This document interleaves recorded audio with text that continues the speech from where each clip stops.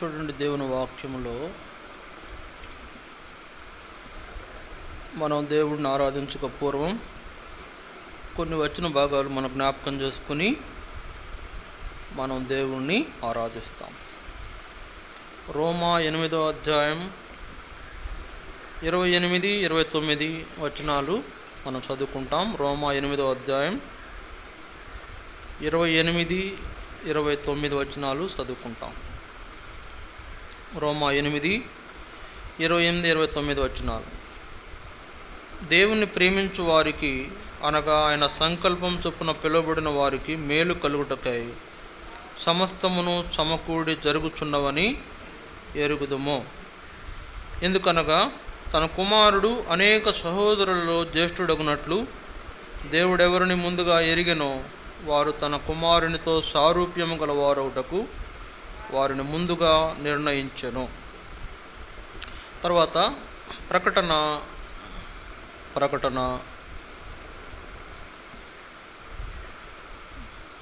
7వ అధ్యాయం 13వ వచనం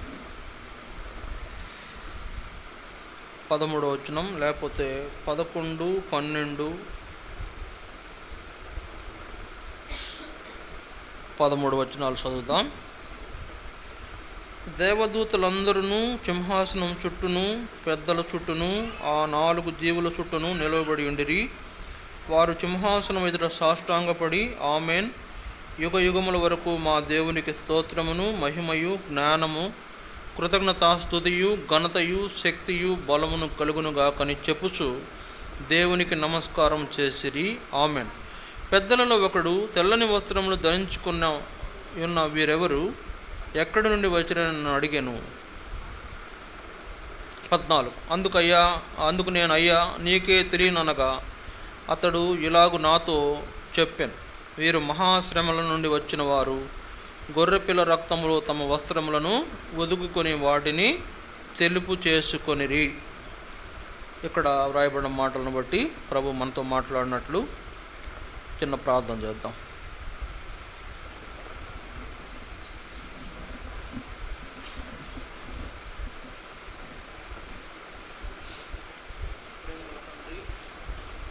విడువైన దేవాన్ని స్తోత్రాలు. సమయంలో మరొకసారి నీ పాదాల చెంతకు వస్తున్నాము. ఈ రీతిగా మీ సన్నిధిలో మమ్మలను మీరు నడిపిస్తూ వచ్చారు. మమ్మలను మీ ఏర్పాట్లో రక్షించుకుంటూ వచ్చారు. మిమ్మల్ని ఆరాధించినట్లుగా మమ్మల్ని మీరు ఏర్పాటు చేసుకుంటూ వచ్చారు. స్తోత్రాలు. మీ సన్నిధిలో చేరి మిమ్మల్ని ఆరాధించినట్లు మాలో ప్రతి ఒక్కరికి సహాయం చేయమని ప్రార్థిస్తున్నాం. నీ నామ ఘనత కొరకై నువ్వు ఏర్పరుచుకున్న నీ మందిరంలో నీ ప్రజలు నిన్ను ఆరాధించినట్లు ప్రతి ఒక్కరిని శుద్ధపరచండి. ప్రతి ఒక్కరూ నిన్ను ఆరాధించగలిగే అనుభవంలో ఉంచమని ప్రార్థిస్తూ సహాయం చేయండి. ప్రభువా, ఇంకెవరైనా మీ సన్నిధిని ఇంకా చేరుకొని వారు ఉంటే ఇంకా తీసుకుని వారిని నడిపిస్తూ రమ్మని ప్రార్థన చేస్తున్నాం. అలాగే మీ దాసునిగా నన్ను కూడా బలపరచము, మీ చాటును మరుగుపరచము, మీ ప్రజలతో మాట్లాడము, మీ వాక్య ప్రకారం నేను ఆరాధించినట్లు ప్రతి ఒక్కరిని సిద్ధపరచమని కోరుకుంటూ మా మధ్యన మీ సన్నిధి మీ సంచారం ఉంచండి. ప్రతి ఒక్కరితో మాట్లాడండి, సహాయం చేయమని కోరుకుంటూ వందనాలు స్తోత్రాలు చెల్లించుకుంటూ యేసు ప్రభువు నామమున స్తుతించి ప్రార్థిస్తున్నాం తండ్రి. ఆమేన్.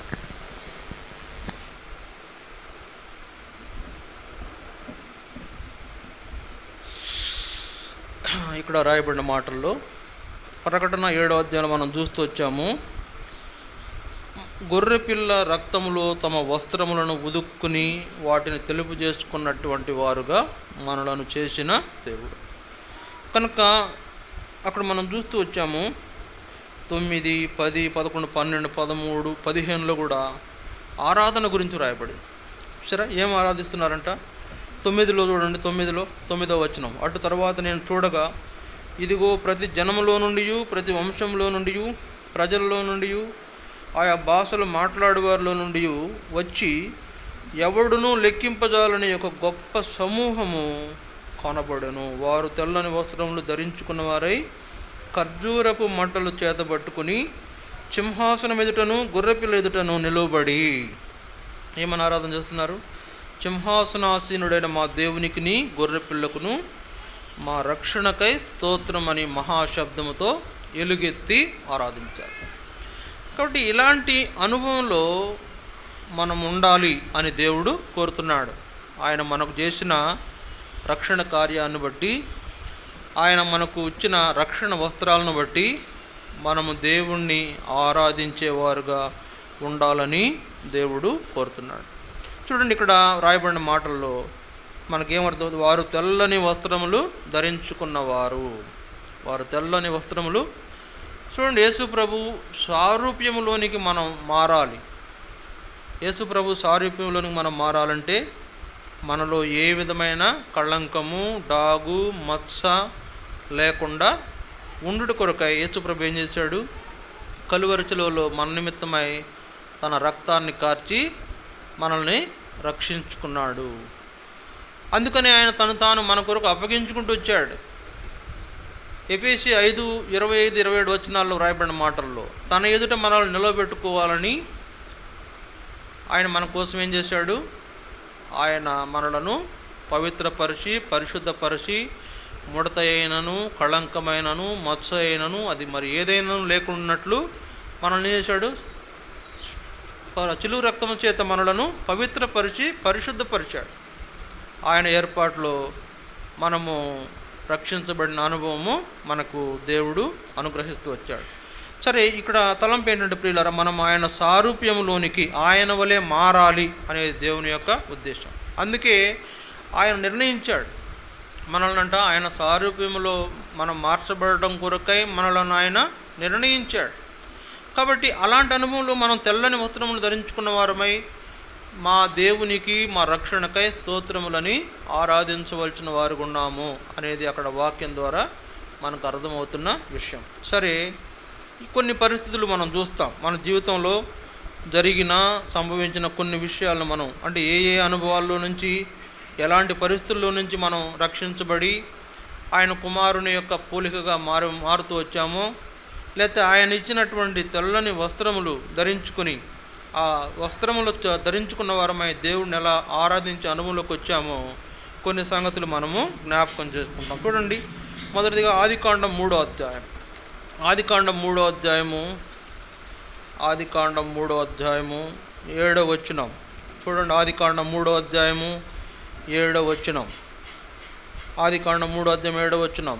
అప్పుడు వారిద్దరి కన్నులు తెరవబడెను, వారు తాము దిగంబరులని తెలుసుకొని అంజూరపు ఆకులు కుట్టి తమకు కచ్చడములను చేసుకొనిరి. ఇక్కడ రాయబడిన ఈ మాటల్లో ఇద్దరిని మనం చూస్తున్నాం. ఎవరు వాళ్ళు? మన పితరులైన ఆదాము, హవ్వ. వాళ్ళు ఏం చేస్తూ వచ్చినారంటే వారి కన్నులు తెరవబడినాయి.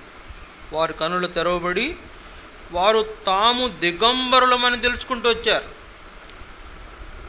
చూడండి ప్రియులారా, వాస్తవంగా ఈ సృష్టి ప్రారంభంలో చేసిన మొట్టమొదటి ఇద్దరు మానవులు కూడా దేవుడు వారిని చేసినప్పుడు వాళ్ళను దేవుని పోలికగా చేస్తూ వచ్చాడు కదా. అక్కడ ఆయన అంటాడు చూడండి, అదే ఆదికాండం 1వ అధ్యాయం. దేవుడు ఏమన్నాడు? ఆదికాండం 1వ అధ్యాయము 26వ వచనం.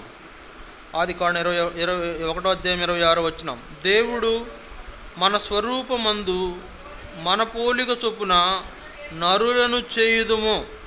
చూసారా? 27వ వచనం.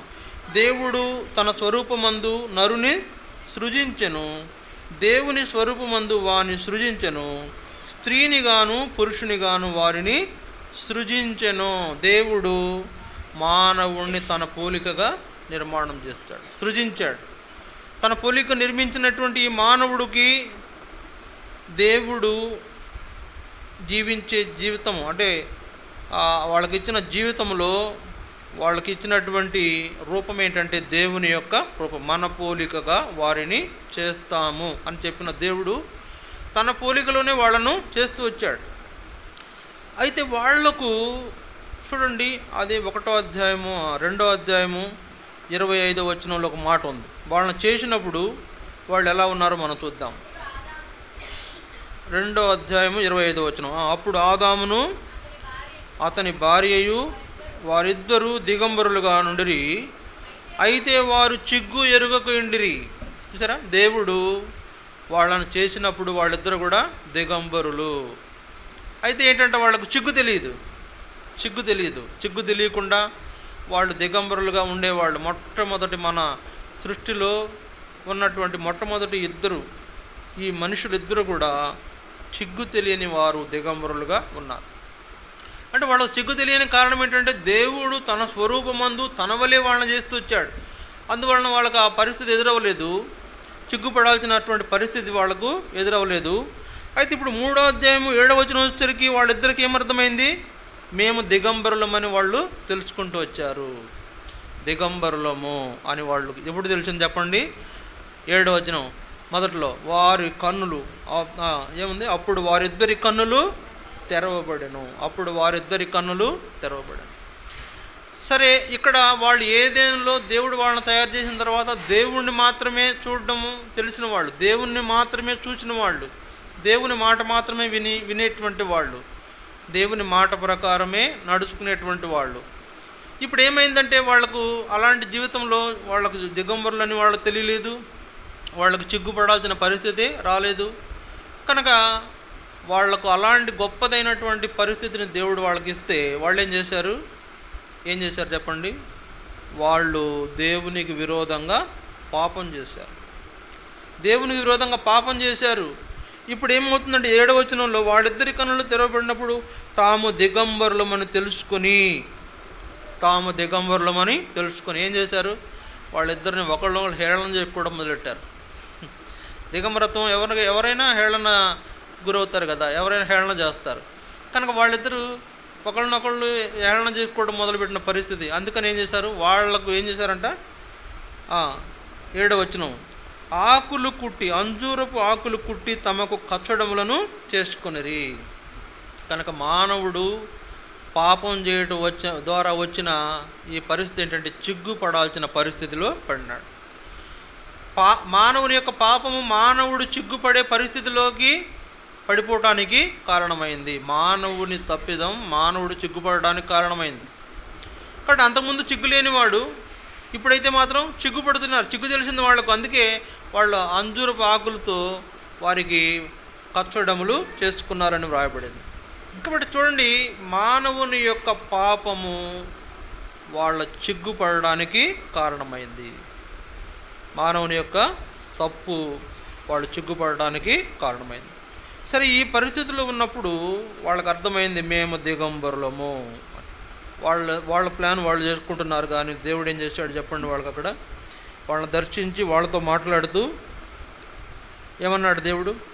చూడండి 8వ వచనం. చల్లపూటను ఆదామును అతని భార్యయు తోటలో సంచరించుతున్న దేవుడైన యెహోవా స్వరమును విని దేవుడైన యెహోవా ఎదురుకు రాకుండా తోట చెట్ల మధ్యను దాక్కునగా దేవుడైన యెహోవా ఆదామును పిలిచి నీవు ఎక్కడ ఉన్నావనెను. అందుకు అతడు నేను తోటలో నీ స్వరం వినినప్పుడు దిగంబరిగా నుంటిని కనుక భయపడి దాగుకొంటినా నేను. అందుకు ఆయన నీవు దిగంబరివని నీకు తెలిపిన వాడెవడు? అరే, నువ్వు దిగంబరివాడని నీకు ఎవరు చెప్పారా నాయన అడుగుతున్నాడు దేవుడు. నేను చేసింది, నేను చెప్పింది నువ్వు మీరావా ఏంటండి? ఏమన్నాడు అక్కడ 11వ వచనంలో? అందుకు ఆయన నీవు దిగంబరివని నీకు తెలిపిన వాడెవడు? నీవు తినకూడదని నేను నీకు ఆజ్ఞాపించిన వృక్ష ఫలములు తింటివా అని అడిగాను. నేను తినకూడదని చెప్పింది తిన్నావా? నేను చేయకూడదని చెప్పింది చేశావా? నేను చెప్పినట్లు ఉండకుండా నీ ఇష్టం వచ్చినట్లు చేశావు. అందుకు ఇప్పుడు ఏమైంది? నీకు చిగ్గు తెలిసింది. చిగ్గుపడాల్సిన అనుభవం నీకు వచ్చింది. కాబట్టి చూడండి, సాతానుడు చాలా యుక్తిగా వాళ్ళని ఏం చేశాడు? ఆదాము హవ్వను అపరాధంలో పడేసి వాళ్ళ యొక్క జీవితాలను ఏం చేశాడు? నాశనం చేశాడని చెప్పాలి. ఏదేను వనములో ఉండకుండా వాళ్ళు బయటికి తోలివేయబడ్డారు, పంపివేయబడ్డారు. అలాంటి పరిస్థితి తీసుకొచ్చాడు సాతాను వాళ్ళను. సాతాను పన్నిన పన్నాగంలో వాళ్ళిద్దరు పడి పాపం చేసి ఇప్పుడు ఏమయ్యారంటే చిగ్గుపడాల్సిన వాళ్ళుగా అయిపోయారు. కనుక వాళ్ళ చిగ్గు తెలిసింది. దేవుడు అంటున్నాడు, నేను తినొద్దన్న ఫలం తిన్నావా?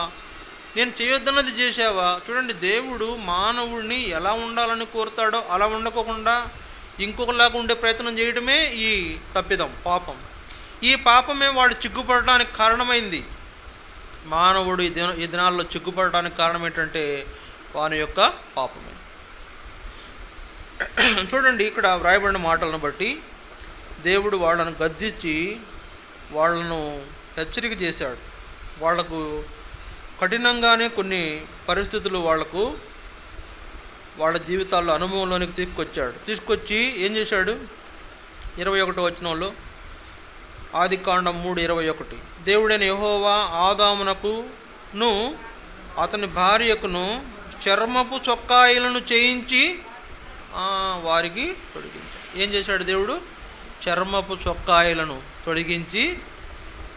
చేయించి వారికి తొడిగించెను. కాబట్టి మానవుని యొక్క పాపం వలన వచ్చిన ఈ చిక్కుపడే పరిస్థితి నుండి దేవుడు ఏం చేశాడు?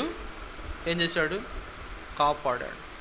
వాళ్లకు చర్మపు వస్త్రాలు కుట్టించాడు, చర్మపు దుస్తులు వాళ్లకు దేవుడు తొడిగించాడు. అంతకుముందు వాళ్ళు ఏం దుస్తులు కలిగి ఉన్నారు? ఆకులు కప్పుకున్నారు. అంటే ఎవరు కప్పుకుంటారు చెప్పండి? ఆకులు ఎవరు కప్పుకుంటారు? మన భాషలో ఇప్పుడు కాలంలో ఆకులు ఎవరు కప్పుకుంటారు? అడవి మనుషులు కప్పుకుంటారు కదా. అడవిలో పెరిగేవాళ్ళు, అడవి జాతి వాళ్ళు ఆకులకు వస్త్రాలుగా చుట్టుకుంటారు. ఇప్పటికి కూడా ఆఫ్రికా దేశాల్లో ఇలాంటి వాళ్ళు ఉన్నారు. ఆఫ్రికా ఆ ప్రాంతాల్లో ఇంకా కట్టుకోవడానికి వస్త్రాలు లేక ఆకులతో తమ యొక్క దేహాన్ని కప్పుకునేటువంటి వాళ్ళు ఇంకా ఉన్నారు. కనుక వాళ్ళు ఏం చేశారంటే అడవి మనుషుల్లా ప్రవర్తించారు. వాళ్ళు ఏం చేశారంట? చేసిన తప్పుకి వచ్చిన ఈ చిగుని కప్పుకోవడానికి ఏం చేశారు? అడవి మనుషుల్లా ప్రవర్తించారు.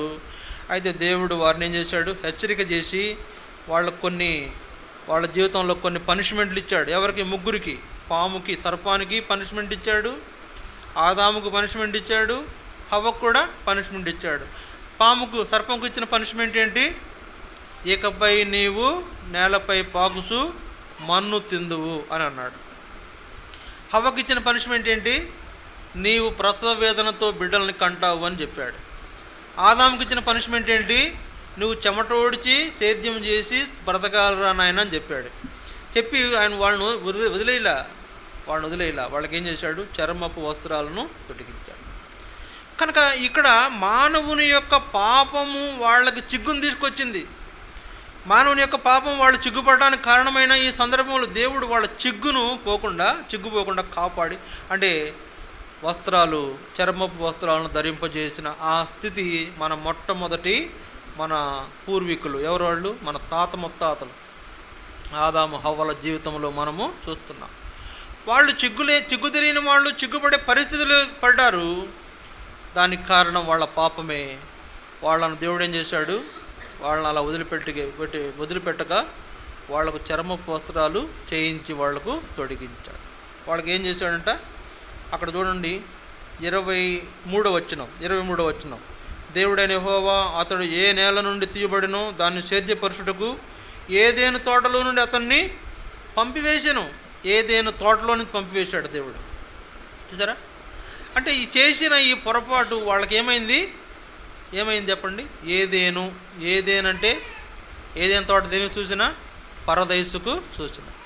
కనుక పరదేశు యొక్క అనుభవం నుంచి వాళ్ళు వెళ్ళాల్సిన పరిస్థితి ఏర్పడిపోయింది వాళ్ళు చేసిన తప్పిదం వల్ల. పరదేశు యొక్క అనుభవం ఉండాల్సినటువంటి వీళ్ళు పరదేశుకు పంపివేయబడాల్సి వచ్చింది. దేవుడు వాళ్ళని పంపివేశాడు. అందులోకి పోకుండా ఏం చేశాడు? ఖడ్గ జ్వాలను నిలవబెట్టి దానికి అడ్డంగా వాళ్ళు దానిలో పోకుండా ఆయన చేశాడు.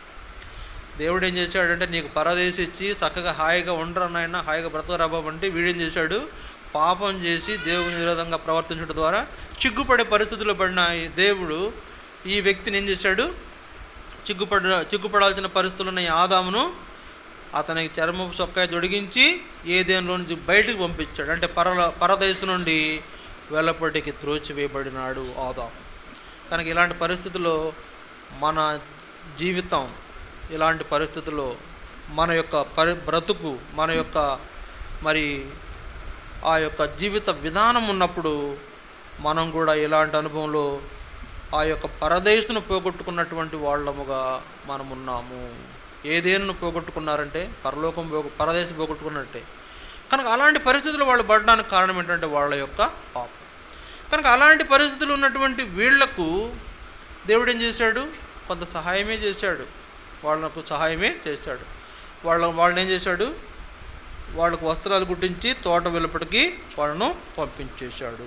కనుక ఈ అనుభవము మన జీవితాల్లో మనం కూడా ఆధిక్యతను పోగొట్టుకున్న చిగ్గుపడేటువంటి పరిస్థితుల్లో పడిన వారికి మనం కూడా చూపిస్తూ ఉంది. ఇది ఒకటి. రెండవ సంగతి చూడండి, లూకాసు వార్త 15వ అధ్యాయం. లూకాసు వార్త 15వ అధ్యాయం 17వ వచనం. లూకాసు వార్త 15వ అధ్యాయం 17వ వచనం. అయితే బుద్ధి వచ్చినప్పుడు వాడు నా తండ్రి యొద్ద ఎంతోమంది కూలి వాండ్రకు అన్నము సమృద్ధిగా ఉన్నది, నేనైతే ఇక్కడ ఆకలికి చచ్చిపోతున్నాను. చదవండి 18. నేను లేచి నా తండ్రి యొద్దకు వెళ్ళి, తండ్రి, నేను పరలోకమునకు విరోధముగాను నీ ఎదుటను పాపము చేసి తిని ఇక మీదట నీ కుమారుడనని అనిపించుకునడానికి యోగ్యుడను కాను, నన్ను నీ కూలి వారిలో ఒకనిగా పెట్టుకొనుమని అతనితో చెప్పుదుననుకొని లేచి తండ్రి యొద్దకు వచ్చెను. ఇక్కడ మనం చూస్తున్న ఈ రెండవ వ్యక్తి ఎవరైనా తండ్రి మీద తిరుగుబాటు చేసిన వ్యక్తి. మొదటి వ్యక్తి ఎవరు? తండ్రికి విరోధంగా పాపం చేసిన వ్యక్తి, దేవునికి విరోధంగా పాపం చేసిన వ్యక్తి, పరలోకానికి విరోధంగా పాపం చేసిన వ్యక్తి చిగ్గుపడాల్సిన పరిస్థితుల్లో పడిపోయాడు. మొదటి వ్యక్తి దేవునికి లేదా తండ్రికి విరోధంగా పాపం చేసిన, ఆయన ఆజ్ఞాపించిన దాన్ని ఆజ్ఞ మీరి పాపం చేసిన వ్యక్తి చిగ్గుపడాల్సిన పరిస్థితిలో ఎక్కడి నుంచి బయటకు వచ్చాడు? పరదైసుకు సూచనగా ఉన్న ఏదెన్లో నుండి బయటకు వచ్చేసాడు. కనుక అక్కడ ఆ పరిస్థితి ఉంటే ఇక్కడ ఏం కనపడుతుంది, మనకి ఏమర్థమవుతుంది? 15వ వచనం, 15వ అధ్యాయం 17వ వచనంలో, అయితే బుద్ధి వచ్చినప్పుడు వాడు తన తండ్రి యొద్ద ఎంతోమంది కూలి వాండ్రకు అన్నం సమృద్ధిగా ఉన్నది అని ఆలోచించాడు. ఎవరైనా బుద్ధి వచ్చినోడు. ఈయన ఏం చేశాడు? తిరుగుబాటు చేశాడు. ఏమన్నాడు? ఆయన వాళ్ళ తండ్రితో ఏమన్నాడు చూడండి, అక్కడ 12వ వచనం, 11, 12 వచనాలు. మరియు ఆయన ఇట్లా, నేను ఒక మనుషునికి 2 కుమారులుండ్రి, వారిలో చిన్నవాడు తండ్రి ఆస్తిలో నాకు వచ్చు భాగమిమ్మని తండ్రిని అడుగగా అతడు వారికి తన ఆస్తిని పంచిపెట్టాడు. ఏమండి, ఇక్కడ ఏమర్థమవుతుంది మనకు? తండ్రి మీద తిరుగుబాటు చేసిన కుమారుడు. తండ్రి ఇచ్చే వరకు ఆగాలి కదా, ఆస్తి అనేది తండ్రి ఇస్తాడు, ఎవరికి ఏమి ఇవ్వాలో ఆయన నిర్ణయం చేస్తాడు, అప్పుడు దాకా ఆగాలి. ఆక్కోకుండా కుమారుడు ఏం చేస్తున్నాడు? నా భాగం నాకు ఇవ్వు అని అడిగాడంటే అది అర్థం ఏంటి? తిరుగుబాటు, తండ్రి మీద తిరుగుబాటు చేశాడు. కనుక తండ్రి మీద తిరుగుబాటు చేసినటువంటి ఈ వ్యక్తికి చాలా ఆపద ముంచుకొచ్చింది, ప్రమాదము ముంచుకొచ్చింది. ఏంటి ఆ ప్రమాదం? ఆ డబ్బులు ఇచ్చిన ఆస్తిని తీసుకుపోయి ఏం చేశాడు? దూరదేశానికి వెళ్ళిపోయాడు. దూరదేశానికి వెళ్ళిపోయి ఆ డబ్బుని పాడు చేశాడు, దుర్వ్యసనాలకు పాడు చేశాడు, దుర్వ్యసనాలకు అలవాటు పడ్డాడు. తర్వాత అతను చాలా జల్సా చేశాడు. అందుకనే 13వ వచనంలో, కొన్ని దినములైన తరువాత ఆ చిన్న కుమారుడు సమస్తమును కూర్చుకుని దూరదేశమునకు ప్రయాణమైపోయి అతడు తన ఆస్తిని దుర్వ్యాపారం వలన పాడు చేశాడంట. తండ్రి ఇచ్చిన ఆస్తిని దుర్వ్యాపారం వలన పాడు చేశాడు. దుర్వ్యాపారం వలన పాడు చేసినప్పుడు ఏమైంది? 14, 15లో అదంతా ఈ ఖర్చు చేసిన తర్వాత ఆ దేశంలో గొప్ప కరువు వచ్చింది. ఆస్తి తీసుకోగానే జరిగాదు, ఆస్తి దిమ్మని అడగటమే తిరుగుబాటు. తీసుకున్న తర్వాత దాన్ని దుర్వ్యసనాల వలన పాడు చేయటం ఇంకా పెద్ద పొరపాటు. ఈ దుర్వ్యసనాలు అతని పరిస్థితిని బయటపడేసినాయి. ఏమైపోయాడు? బుద్ధి లేనివాడు అయిపోయాడు. తండ్రి మీద తిరుగుబాటు చేసిన బుద్ధి లేనివాడు అని పేరు పెట్టండి. ఇతనికి ఏం పేరు పెడతామంటే తండ్రి మీద తిరుగుబాటు చేసిన బుద్ధి లేనివాడు. కనుక ఆస్తి, తండ్రి ప్రేమ గలవాడు, సరేరా నాయన నీకు కావాల్సిన ఇస్తాను తీసుకొని ఇచ్చేశాడు. ఏం ఆయన ఏం దాయిలా ఆపలా ఆక్షేపణ చేయాలి, అభ్యంతరం చెప్పలు ఇచ్చేశాడు, తీసేసుకొని ఇచ్చేశాడు. ఇచ్చేస్తే తీసుకెళ్ళి మనోడు ఏం చేశాడు? దూరదేశానికి వెళ్ళిపోయి దుర్వ్యసనాలకు, దుర్వ్యాపారాలకు ఆ డబ్బు ఖర్చు పెట్టి మొత్తం పోగొట్టుకున్నాడు, రూపాయి కూడా మిగల్లా. తీరా ఏమైంది? ఆ దేశంలో కరువు కూడా వచ్చింది. కరువు వచ్చినప్పుడు ఏం చేశాడు? చూడండి అక్కడ రాయబడింది, వాడు ఇబ్బంది పడసాగినాడు. కరువు వచ్చినప్పుడు వాడు ఏం చేశాడంట? ఇబ్బంది, తండ్రి మీద తిరుగుబాటు చేసి ఆస్తిని ఆస్తి లాక్కున్నా ఈ వ్యక్తికి ఇప్పుడు ఏమైంది? ఇబ్బంది అంటే ఏంటో తెలిసింది. అంతకుముందు తండ్రి దగ్గర ఉన్నప్పుడు ఇబ్బంది లేదు, సమృద్ధిగా తింటున్నాడు, మంచి వస్త్రాలు కట్టుకుంటున్నాడు, చేతికి బంగారపు ఉంగరం, మెడలో బంగారపు గొలుసు, ఆయన ఒక రాజకుమారులా పెరిగాడు. ఎప్పుడైతే తండ్రికి విరోధంగా ఆయన తప్పు చేసి ఆ చిన్న కుమారుడు దూరంగా, తండ్రికి దూరం అయిపోయాడు, ఊరికి దూరం అయిపోయాడు, ఇంటికి దూరం అయిపోయాడు, ఎక్కడికో వెళ్ళిపోయాడు. అక్కడికి వెళ్ళిన తర్వాత డబ్బులు తీస్తున్నాడు, ఇక కట్టలు ఖర్చు పెడుతున్నాడు. దేనికి? థమ్స్అప్కి, లేకపోతే రకరకాల అలవాట్లకు ఖర్చు పెడుతున్నాడు. మొత్తం అయిపోయింది. ఇప్పుడు ఏమైందంటే ఆ దేశంలో కరువు వచ్చింది. ఇప్పుడు ఇబ్బంది పెడుతున్నాడు. తండ్రి మీద తిరుగుబాటు చేసిన వాడు చివరికి ఇలాంటి ఇబ్బంది పడే పరిస్థితిలోకి వచ్చాడు. వచ్చిన ఈ వ్యక్తి ఏం చేస్తున్నాడు? ఏమొచ్చింది ఇప్పుడు ఇతనికి? 17వ వచనంలో దానికంటే ముందు చూడండి, దానికంటే ముందు కూడా ఇబ్బంది పడసాగి వెళ్ళి ఆ దేశస్తుల్లో ఒకని చెంత చేరెను. అతడు పందులను మేపుటకు తన పొలంలో వానిని పంపెను. వాడు పందులు తిని పొట్టుతో తన కడుపు నింపుకొని ఆశపడను కానీ ఎవడు వానికేమీయో ఇయ్యలేదు. సరే, తండ్రి మీద తిరుగుబాటు చేస్తే వచ్చిన ఇబ్బంది ఇంతగా ఉంది. పందులు మేపే పనికి కుదిరాడంట. ఒక రాజకుమారుడు, ఒక గొప్ప ఆస్తిగల ఇంటికి వారసుడు, గొప్ప ఆస్తిపరుడు, తండ్రి మీద తిరుగుబాటు చేస్తే వచ్చిన ఈ యొక్క ఇబ్బంది అతను ఏం దిక్కొచ్చింది? బుద్ధి లేనితనాన్ని బయటపడేసింది. అతని బుద్ధి లేనితనాన్ని అందుకే 17వ వచనంలో ఏమంటాడు? అతడు అయితే బుద్ధి వచ్చినప్పుడు తండ్రి మీద తిరుగుబాటు చేసిన తర్వాత ఏమయ్యాడు? బుద్ధి లేనివాడయ్యాడు. మొత్తం నాశనం చేసుకున్నాడు. మనం కూడా అంతే. మన పరలోకపు తండ్రి మనలను చాలా ఐశ్వర్యవంతులుగా చేయాలని ఆయన ఉద్దేశం, చాలా గొప్పవారుగా మనల్ని ఉంచాలని ఆయన ఉద్దేశం. అందుకని మనం ఏం అడిగినా ఇచ్చేస్తుంటాడు. ఏం అడిగినా మనకి ఇచ్చేస్తుంటాడు. ఏం అడిగినా కాదనకుండా చేసేస్తుంటాడు. మనం ఏం చేస్తాం?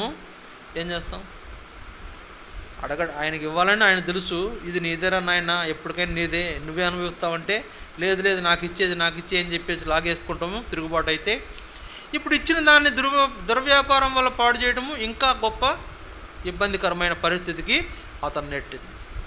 సరే, ఇప్పుడు ఈ వ్యక్తి బుద్ధి తెచ్చుకున్నాడు. అరే, నేను ఎంత గొప్ప ఇంట్లో పుట్టాను, ఎంత గొప్ప ఇంట్లో పెరిగాను, నేను ఎంత గొప్ప ఆస్తిపరుణ్ణి, నా తండ్రి ఎంత గొప్పవాడు, అనేక మంది కూలి వాళ్ళకి అన్నం పెడుతున్నాడే, అనేక మంది కూలి వాళ్ళు నా ఇంట్లో సమృద్ధిగా తింటున్నారు, నేనేమి ఇక్కడ పందులు కూడా నా పందులు తినే పొట్టుతో బతుకుదామన్న కుదరట్లా. అంటే ఇక్కడ ఏం రాయబడింది 16లో? వాడు పందులు తిని పొట్టుతో తన కడుపు నింపుకొని ఆశపడను కానీ దొరకలా.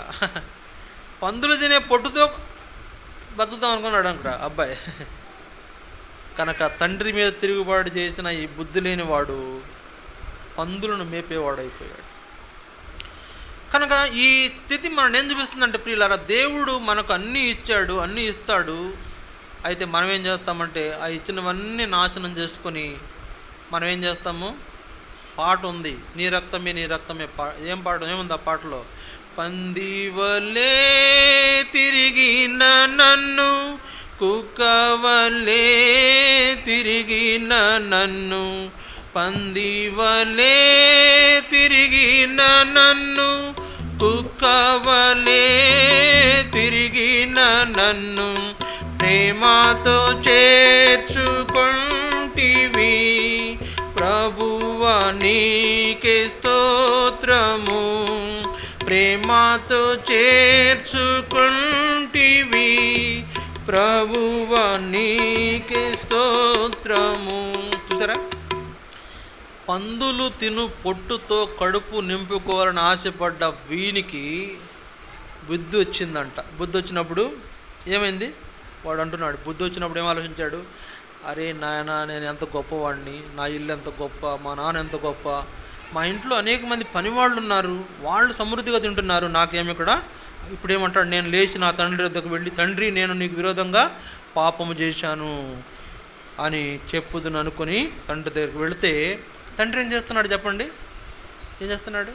అక్కడ ఉంది 20వ వచనంలో, వాడు ఇంకా దూరముగా ఉన్నప్పుడు తండ్రి వానిని చూసి కనికరపడి పరుగెత్తి వాని మెడ మీద పడి ముద్దు పెట్టు. వాడు ఇంకా దూరంగా ఉన్నప్పుడు, వాడు వేరే దేశానికి వెళ్ళిపోయాడు, వేరే దేశంలో మొత్తం పాడు చేశాడు, బట్టలు కూడా పాడైపోయినాయి, తిండి కాదు బట్టలు కూడా పాడైపోయినాయి. పందులు మేపేవాడు బట్టలు ఎలా ఉంటాయి చెప్పండి?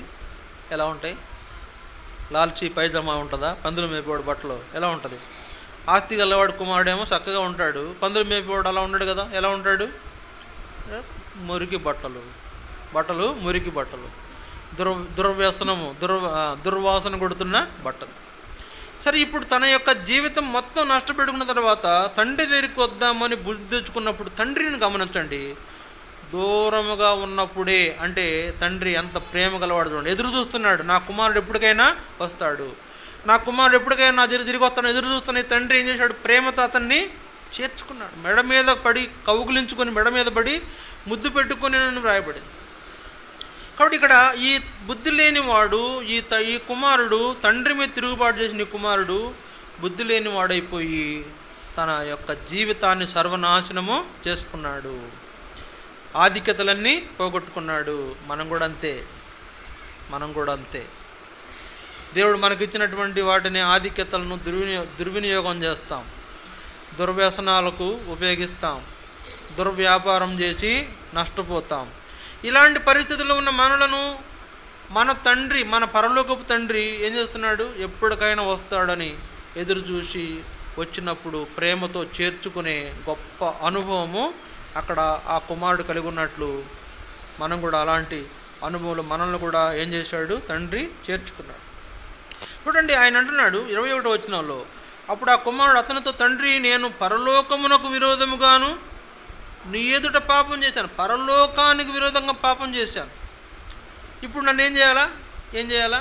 నీ కుమారుడునని పిలిపించుకోవడానికి యోగ్యునిగాను నేను నీ కూలి వానిలో ఒకనిగా పెట్టుకొనుమని చెప్పుదును అనుకున్నాడు. నీ కూలి వానిలో ఒకనిగా పెట్టుకొని ఆయన అని అడుగుదాం అనుకుని బయలుదేరాడు. చూసారా, అడిగాడా?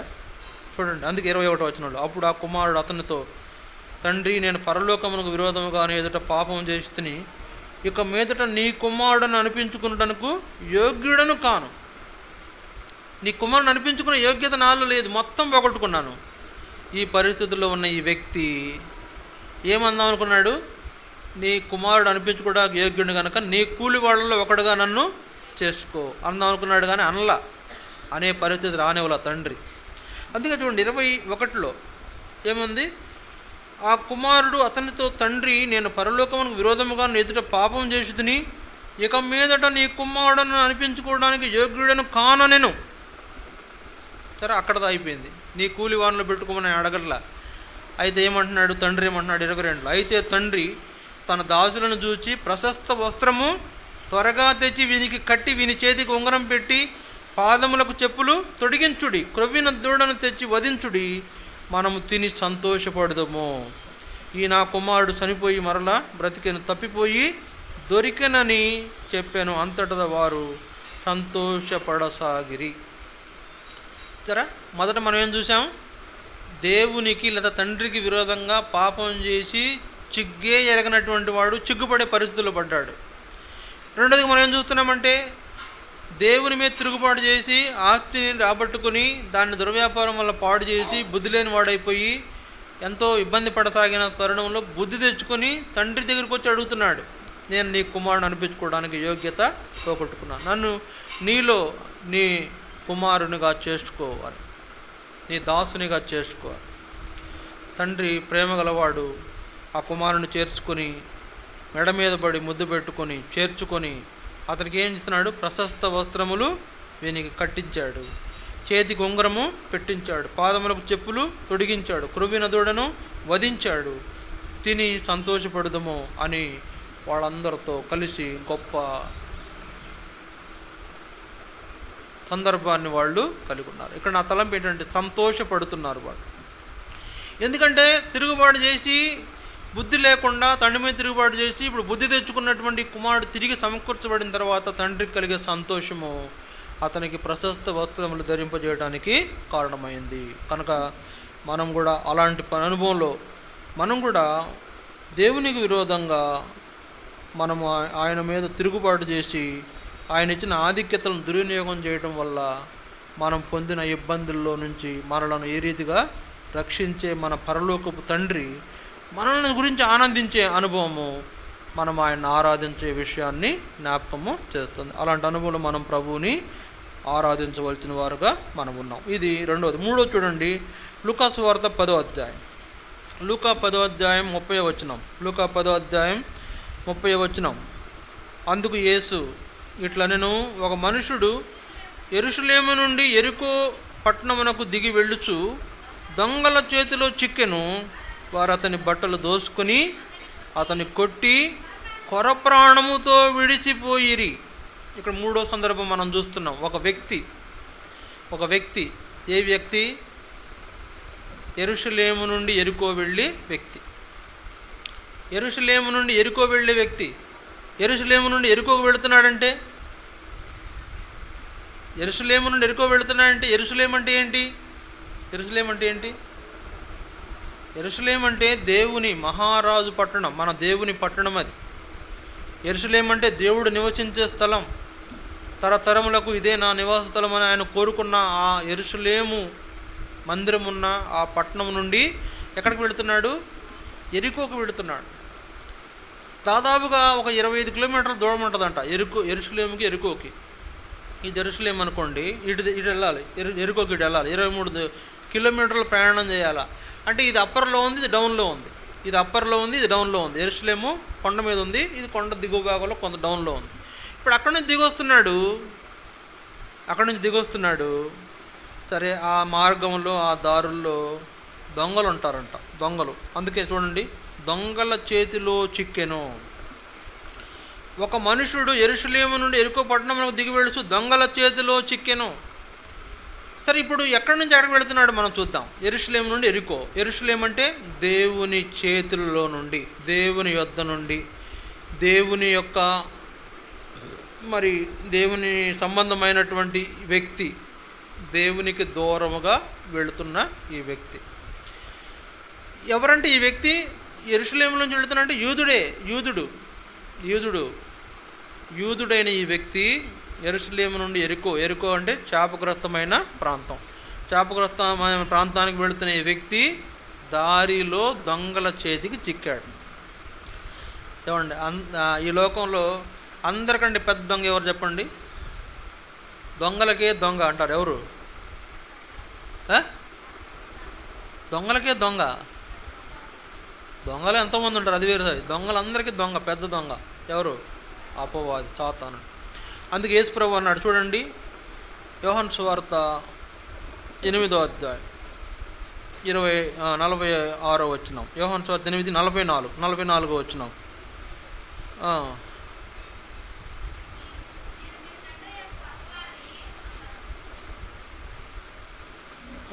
44 చూడండి. మీరు మీ తండ్రి యొక్క అపవాది సంబంధులు, మీ తండ్రి దురాశ నెరవేర్చుకూర్చున్నారు.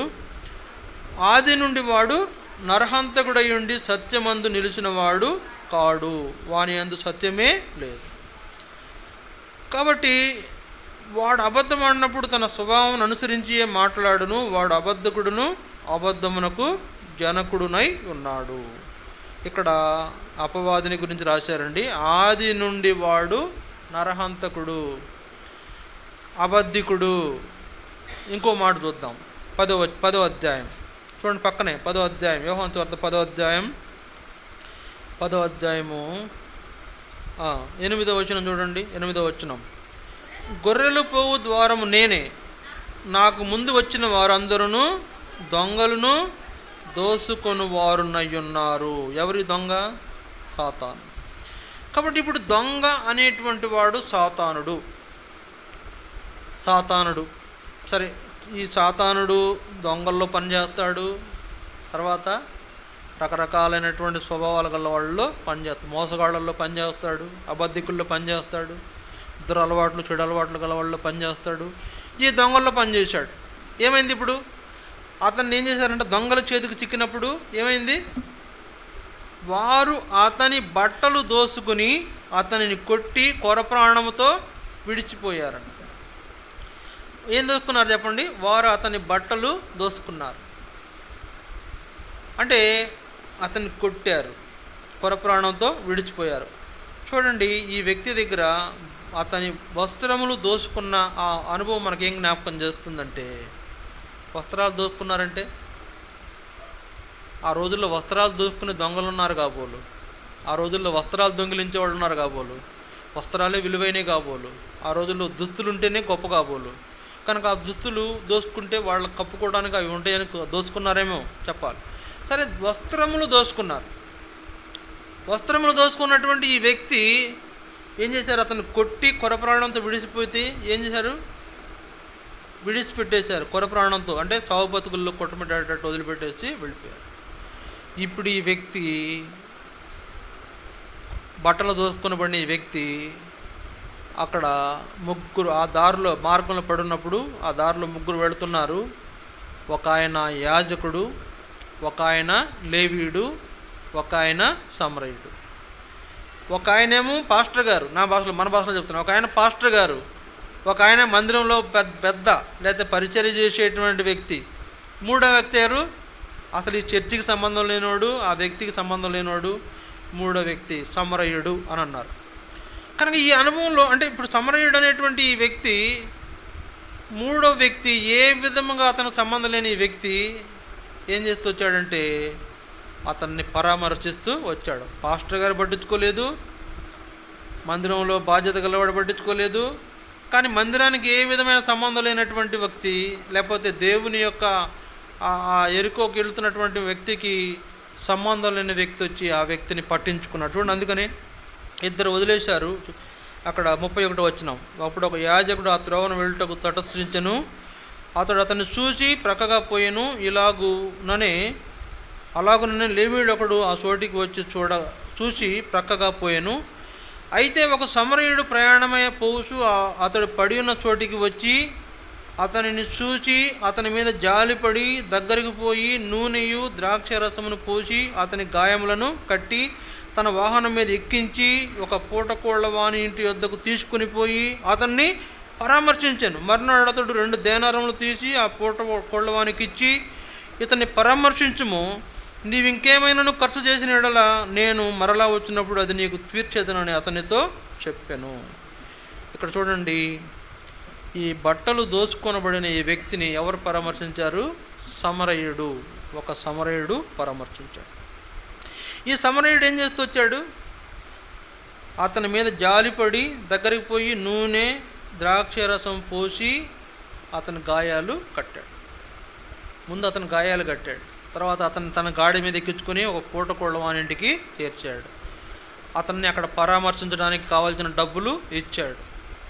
అతనికి ఏమైనా ఖర్చు చేయి, నేను మరలా ఇస్తానని కూడా చెప్పాడు. ఎవరైనా? సమరయుడు. ఈయనే యేసు ప్రభువుకి సూచనగా ఉన్నాడు. కనుక ఈ దొంగల చేత చిక్కబడి వస్త్రాలు దోసుకోబడిన ఈ వ్యక్తి యేసు ప్రభు ప్రేమకు పాత్రుడైనాడు. వాని దుస్తులు, వస్త్రాలు దోచుకున్నారు. ఇప్పుడు అతను పరామర్శించబడడాన్ని మనం చూస్తున్నాం. అతను పూటకోళ్ల వాని ఇంట్లో చేర్చబడడాన్ని మనం చూస్తున్నాం. అతని యొక్క గాయాలు కట్టబడటం మనం చూస్తున్నాం. అతను పరామర్శ పొందడానికి ఆ పూటకోళ్ల వానికి కొంత డబ్బు ఇవ్వడాన్ని మనం చూస్తున్నాం. క్రయము చెల్లించాడు ఈ సమరయుడు. ఈ క్రయం చెల్లించిన సమరయుడు ఎవరికి సూచనగా ఉన్నాడంటే యేసు ప్రభువుకి సూచనగా ఉన్నాడు. యేసు ప్రభు కూడా మన కొరకు క్రయం చెల్లించాడు. మనల్ని సాతాను దోసుకొని మా సర్వస్వం వాడు దోసుకొని మనలను మరి ఏంటంట బట్టలు, మన వస్త్రాలు దోసుకున్నాడు, మనకున్న విలువైనవన్నీ దోసుకున్నాడు. ఇప్పుడు అలాంటి పరిస్థితుల్లో పడేసిన మనలను యేసు ప్రభు ఏం చేశాడు? ఈ లోకంలో మనలను వెదకి రక్షించి మన కొరకు క్రయం చెల్లించి తన రక్తాన్ని గార్చి మనలను విమోచించిన ప్రభు. తనకి ఈ గొప్ప అనుభవంలో, సమరయుని యొక్క అనుభవంలో ఆ వ్యక్తి యెరూషలేము నుండి ఎరికోకు వెళుతున్న ఈ వ్యక్తి ఎట్లాగైతే ఈ వ్యక్తి పరామర్శించబడుతూ వచ్చాడో, పూటకోళ్ల వాణియులు అంటే దేవుని మందిరంలో చేర్చబడుతూ వచ్చాడో, అట్లా మనం కూడా మన పరిస్థితి కూడా అంతే. ఒకప్పుడు సాతాను చేత దోచుకొనబడిన వాళ్ళము, అయితే ఇప్పుడు దేవుని మందిరంలో చేర్చబడుతూ వచ్చాము, పరామర్శించబడుతూ వచ్చాము, మన కొరకు క్రయము చెల్లించబడుతూ వచ్చింది, మనం విమోచించబడ్డాం. ఇప్పుడు మనకి ఆ దొంగల భయము లేదు. యేసు ప్రభు మనకు రక్షకుడుగా ఉన్నాడు.